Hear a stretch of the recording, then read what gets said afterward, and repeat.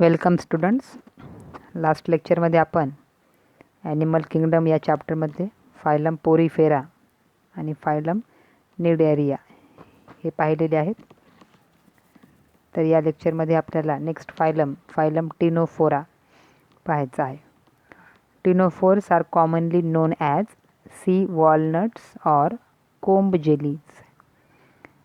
टिनोफोर्स किंवा टिनोफोरा या फायलममध्ये जे येणारे ऑर्गॅनिझम्स आहेत त्यांना सी वॉलनट्स किंवा कोंब जेलीज असं म्हणतात. They are exclusively marine. ते मराईन आहेत म्हणजे सॉल्टी वॉटरमध्ये आहेत. They show tissue level organisation. त्यांचं बॉडी स्ट्रक्चर जर पाहिलं तर थोडंसं ॲडव्हान्स आहे पोरीफेरापेक्षा. यामध्ये आपल्याला टिश्यू लेवल ऑर्गनायझेशन पाहायला मिळतं आहे. म्हणजे ऑर्गन्सचे स्पेशल ऑर्गन्सचे डेव्हलप नाहीत. नंबर ऑफ टिश्यू हे ॲग्रिगेट झालेले असतात आणि बॉडी स्ट्रक्चर्स तयार होतात. They are diploblastic.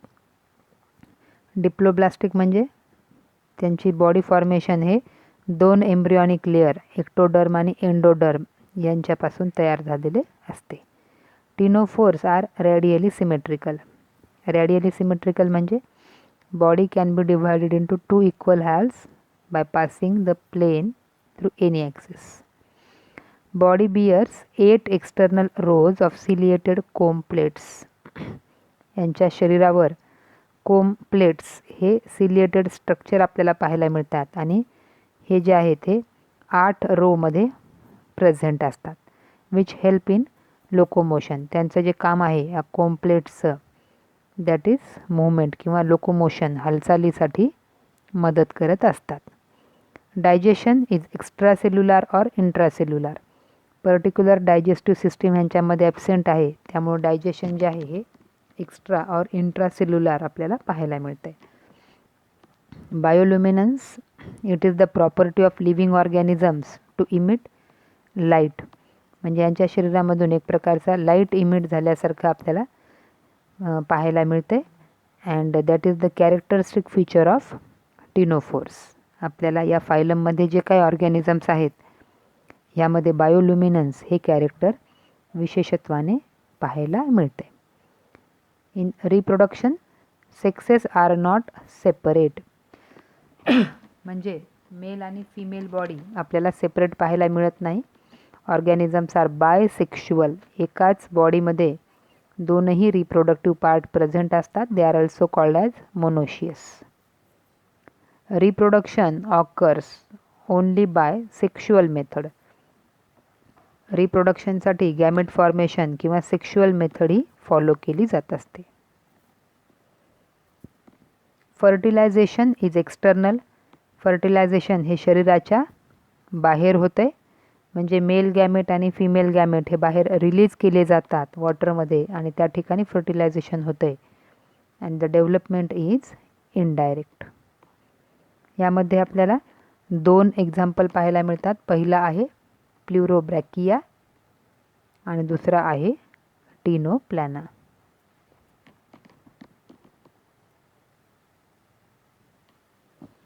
Next phylum is प्लॅटीहेल्मिन्थिस.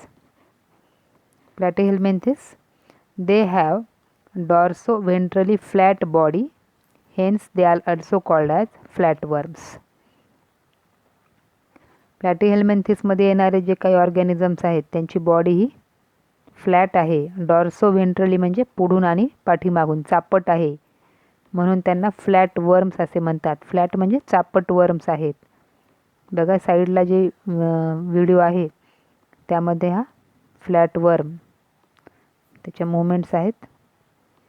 They are endoparasites and found in animals. आता पॅरासाइट म्हणजे काय? Parasites they are the heterotrophs which are dependent on living organisms. जे दुसऱ्या लिव्हिंग ऑर्गॅनिझम्सवर अवलंबून आहेत त्यांना पॅरासाइट्स असं म्हणतात. तर एंडोपॅरासाइट्स म्हणजे they are living within the body of the host. ज्या लिव्हिंग ऑर्गॅनिझमवर म्हणजे होस्टवर ते अवलंबून आहेत त्या ॲनिमलच्या शरीरामध्ये ते राहत असतात. जसं मॉस्किटो हा पॅरासाइट आहे परंतु तो एक्टोपॅरासाइट्स आहे. म्हणजे शरीराच्या बाहेरच्या सरफेसवर राहून तो न्यूट्रिशन मिळवत असतो. परंतु वर्म्स जे आहेत ते एंडोपॅरासाइट्स असतात. होस्टच्या शरीरामध्ये राहून आपलं न्यूट्रिशन ते घेत असतात. These animals have organ level organisation. बघा टिनोफोरपेक्षा आता थोडं मॉडिफाईड स्ट्रक्चर आहेत. टिश्यू लेवलपर्यंतच ऑर्गनायझेशन आपल्याला टिनोफोर्समध्ये पाहायला मिळते. तर प्लॅटीहेल्मिंथेसमध्ये नंबर ऑफ टिश्यूज एकत्र येतात आणि एक कॉमन फंक्शन ते परफॉर्म करतात. ऑर्गन म्हणजे स्टमक आहे, ट्रकिया आहे किंवा लंग्ज आहेत, या पद्धतीचं नंबर ऑफ टिश्यूने तयार झालेलं स्ट्रक्चर, ऑर्गन लेवल ऑर्गनायझेशन आपल्याला प्लॅटीहेल्मिंथेसच्या ऑर्गॅनिझम्समध्ये पाहायला मिळते. These are triploblastic organisms. Triploblastic म्हणजे बॉडी फॉर्मेशनमध्ये 3ही एम्ब्रियॉनिक लेअर भाग घेतात. एंडोडर्म, मेझोडर्म आणि एक्टोडर्म या 3 लेअरपासून यांची बॉडीही तयार होत असते किंवा स्ट्रक्चर्स तयार होत असतात. They R bilaterally symmetrical.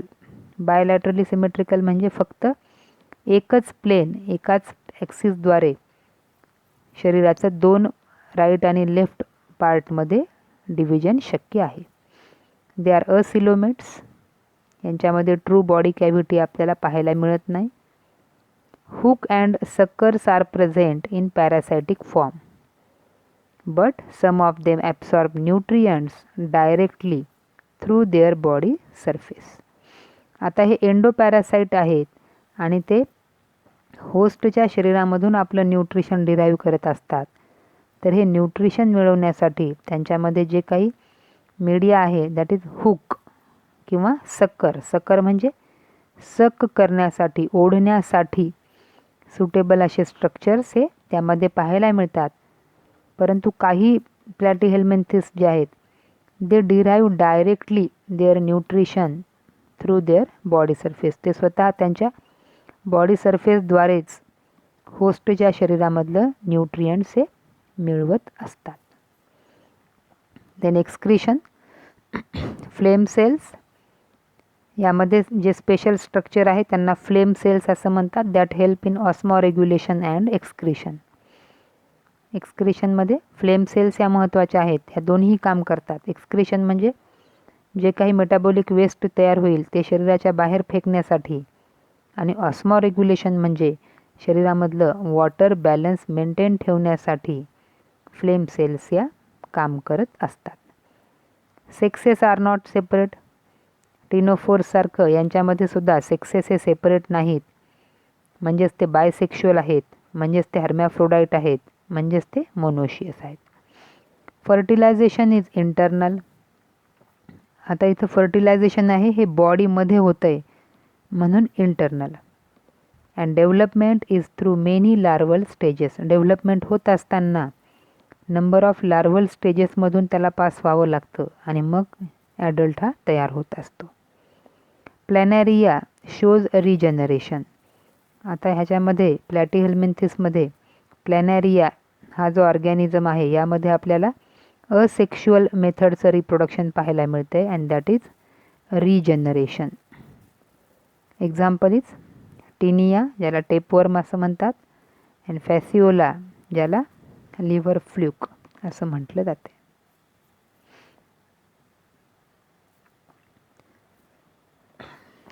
बघा इथं स्ट्रक्चर. प्लॅनॅरिया सरळ सरळ इलॉंगेटेड बॉडी आहे.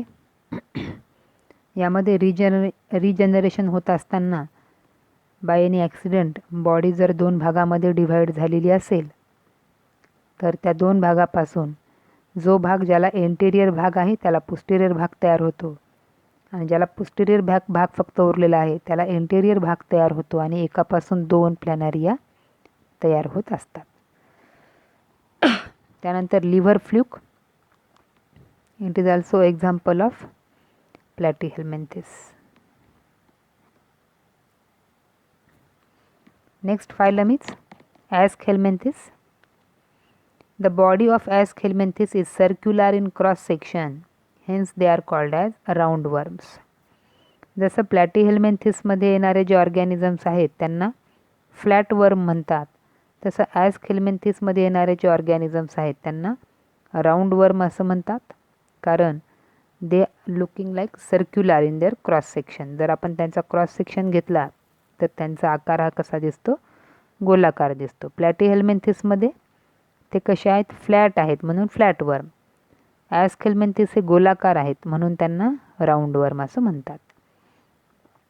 Organ system level of organisation. आता हे प्लॅटीहेल्मिंथिसपेक्षा थोडे ॲडव्हान्स आहेत. यामध्ये नंबर ऑफ ऑर्गन्स एकत्र येऊन ऑर्गन सिस्टीम्स ह्या तयार केल्या जातात, जसं डायजेस्टिव्ह सिस्टीम, एक्सक्रिटरी सिस्टीम या ठिकाणी पाहायला मिळतात. बॉडी इज बायलॅटरली सिमेट्रिकल, म्हणजे एका प्लेनद्वारे शरीराचे 2 भागामध्ये आपण विभाजन करू शकतो.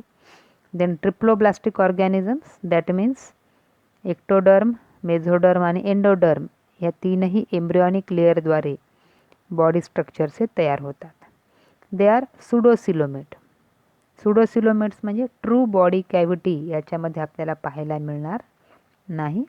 देअर आर पॅचेस, त्यांना आपण सुडोसिलोमेट्स असं म्हणतात. हा एकमेव फायलम आहे ज्यामध्ये येणारे ऑर्गॅनिझम्स हे सुडोसिलोमेट्स आहेत. Alimentary canal is well developed, muscular pharynx is present. आता organ system level of organisation आहे त्यामुळं प्लॅटीहेल्मिंथिसपेक्षा यामध्ये आपल्याला ॲडव्हान्स्ड ऑर्गन सिस्टीम पाहायला मिळते. त्यापैकी एलिमेंटरी कॅनाल हा सुद्धा त्यांचा वेल डेव्हलप्ड आहे. Excretion, it occurs by excretory tubes and pores. प्लॅटीहेल्मिंथिसमध्ये एक्सक्रिशनसाठी फ्लेम सेल्सचा वापर होतो, तर ॲस्केल्मेंथिसमध्ये एक्सक्रिशनसाठी एक्सक्रिटरी ट्यूब्स आणि पोर्स यांचा वापर होत असतो. Then reproduction, sexes are separate. आता या ठिकाणी आपल्याला मेल वर्म आणि फिमेल वर्म हे असे 2 सेपरेट वर्म पाहायला मिळतात. त्यांना युनिसेक्शुअल असं म्हणायचं. युनिसेक्शुअल म्हणजे एका बॉडीमध्ये आपल्याला फक्त एकच सेक्स ऑर्गन्स पाहायला मिळेल. Females are longer than male. जर कंपॅरिझन केलं मेल बॉडी आणि फिमेल बॉडी तर फिमेल जी आहे it is longer than males. Fertilisation is internal, शरीराच्या मध्ये होईल. Development may be direct or indirect. Here are some figures. Roundworm. Roundworm मुख्यतः ह्युमन हा त्याचा होस्ट आहे, इंटेस्टाईनमध्ये राहत असतो. अस्कॅरिस याला राऊंडवर्म म्हणतात. बघा लॉंग इलॉंगेटेड स्ट्रक्चर आहे आणि क्रॉस सेक्शन जर घेतला तर आपल्याला सर्क्युलर पाहायला मिळतो म्हणून त्यांना राऊंडवर्म असं म्हणतात. नेक्स्ट आहे विचरेरिया जो की फायलेरियल वर्म आहे. या वर्ममुळं ह्युमन्समध्ये फायलेरियासिस, एलिफंटायसिस किंवा ज्याला हत्तीपाय रोग म्हणतात तो रोग होत असतो. त्यानंतर नेक्स्ट आहे सायलोस्टोमा, that is hookworm. Circular body आहे and these are also parasitic in nature.